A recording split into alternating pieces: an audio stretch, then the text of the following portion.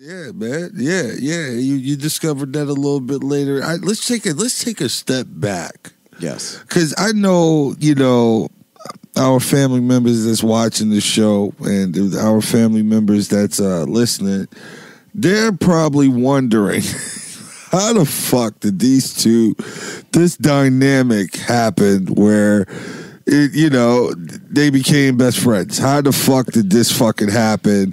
Where did they meet? How did they meet? So why don't you introduce yourself to the people and to how we put myself into context of your world. Yes. All right. There we go, Jerry. 2007. I was a field producer for Fuse Television on the Vans Warped Tour, and my job was to produce a 3-minute piece a day that was going to air on Fuse Television. This was before video for internet, really, or at the very beginning of it. So it was 2007, and television still mattered. Radio still mattered.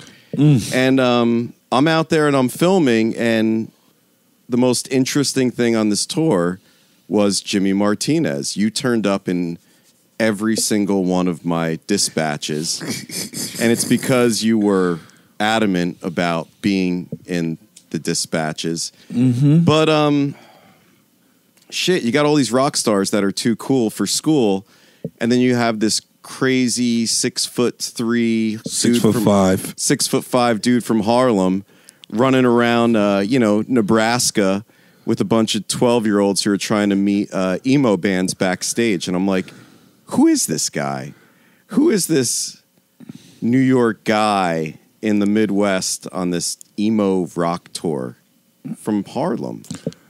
And you were just this interesting creature to me that walked around with a trucker's hat of a PBR hat, nice flannel shirts with cargo shorts and weird sneakers. Really, really easy going. You know what I mean? I was just like... Well, I think what you were most interested in was that I had a camera. Facts. And that camera was going to be on Fuse Television. That's a fact. But then, after you got the word to stop putting me on the camera, talk about that. Well, let's hit the rewind button. So we're on tour for 10 weeks, and my job is to come up with a 3-minute piece a day. And one of the most interesting pieces on tour are you. So at a certain point, New York called us, and they said, enough Jimmy Martinez. But... You see how whole the game is, bro? No, I mean... I wasn't doing nothing but bringing whole light to their situation. Niggas didn't want to be on the cameras. Everybody was so cool. I mean, Jesus. Okay, Coheed and Cambria, right? They were on tour that year. Awesome band. They told us it's going to take 3 weeks to get a fucking interview.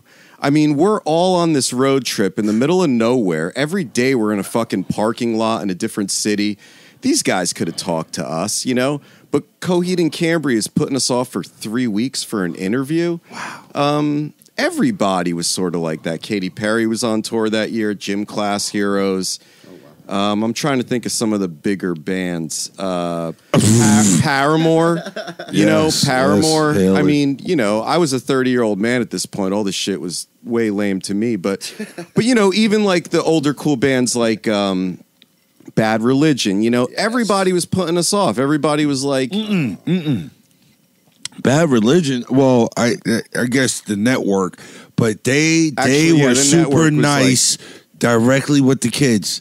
I can't let you say that about Bad Religion without defending them for those kids, because whenever I brought them back in those buses and I brought kids on a bus, the lead singer, he would just look at me with this crazy look like, where did he kidnap you guys from? And he would meet the kids, give them autographs, answer their silly little questions. Well, it wasn't silly questions because those kids meant it. It was everything to them at the time. So, but Bad Religion was really cool with the kids all the time. No, I should hit the rewind button because you're right. It was the network. Like, it was Fuse. It was 2007. And they were like, what do these 20-year-olds care about? A bunch of like 50-year-old dudes in an old punk band. Like, The network didn't want like the old school punk bands. They wanted Paramore, they wanted Katy Perry, they wanted Gym Class Heroes, they wanted Coheed and Cambria. Yeah. But those guys were all like, oh, we can't talk to you this week. Maybe we'll talk to you next week. Maybe we'll talk to you when we get to, Charleston, South Carolina. And you were there and you were like, oh, you have a camera and you're going to put me on cable television? Please follow me. I'll give you your 3-minute piece. I think you said it was Steven from Steven's Untitled Rock Show. Steven was a nice guy. Steven was out there. Yeah. But didn't you say like he was one of the people that didn't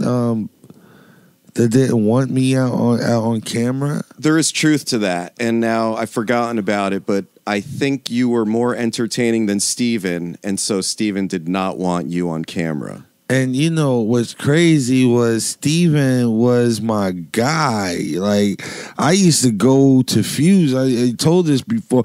I used to go to Fuse Studios here in on 30-something Street just to be a regular audience member to bring some, some flavor to the audience and shit like that. And at that time, this is a fact, I was doing morning radio on Hot 97 in the morning, and I would still go and do extra work as an audience member on Steven's Untitled. So when you told me that shit broke my heart. But you know what's extra crazy? I saw Steven later on after I got kicked off of Warped Tour, and motherfucking he denied that shit. Oh, he's like, no, we love you on TV. It's always we loved you on the network. Like you were great. That's a lie. I was just like, wow. That's crazy. And he made it seem so believable when he was saying it in my face, Well, look, all I know is what I know. Yeah, I believe I wasn't in the room when Steven was like, no more Jimmy Martinez. But, I did not know you. And I met you out on the road, and New York made it sound like we know Jimmy Martinez. We've had enough with this Jimmy Martinez character. Whether that came from Steven or not, I don't know. But at a certain point, I think I remember Steven personally, according to who told me, put the kibosh on you. And I think it was because you were more entertaining. You were more entertaining than all those people. Because it was crazy. It was like you was being hated just because you liked my company. People would come up to me and say, hey, look, I noticed you've been spending a lot of time with Jimmy Martinez lately. That guy is trouble. You should stay away from him. This was 11 years ago. Hey, yo, and hold on. And that's what these little precious little white kids that I'm influencing that's listening to this show, that's what their parents are saying to them. And the adults, the adult white kids that's listening to this. That's what their grandparents are saying. This kid is bad news. I was 30 years old, okay? I'm a grown-ass man. And I got fucking, some dude that's like a BMXer coming up to me. He's like tatted from his fucking neck to his nuts. Stay away from Jimmy Martinez, all right? That's a bad decision. It's like, oh, what about the pizza tattoo on your neck, dude? You don't think that was a bad decision? Oh, my God. Is it because he's black? Is that why? That's a bad idea. No, I mean, there were a lot of jealous haters. I mean, you were loud. You were in your face. I was. A lot of those rockers they were all nice people, but they're all like very reserved and they have to keep up their facade. Like if they were too easily accessissible, it wouldn't be as cool, right? So they had to make themselves scarce. I mean, Abe Sapien. Who even is that guy? Abe Sapien. I don't know. He sang "Snakes on a Plane." Oh, he was in a punk band. G Money's on it. You know who that is? G Money. It's just like I don't even remember who these people were at this point. But I remember, like in 2007, 2008, their time was so precious, and oh, they couldn't be bothered. And now it's like they're in these long lost, forgotten bands. Nobody remembers their name. Nobody remembers their fucking songs. I just didn't understand why they hated me so much on Warped Tour. Because I think you were a threat, you know? I think you were a threat. They were not entertaining, and you were I remember telling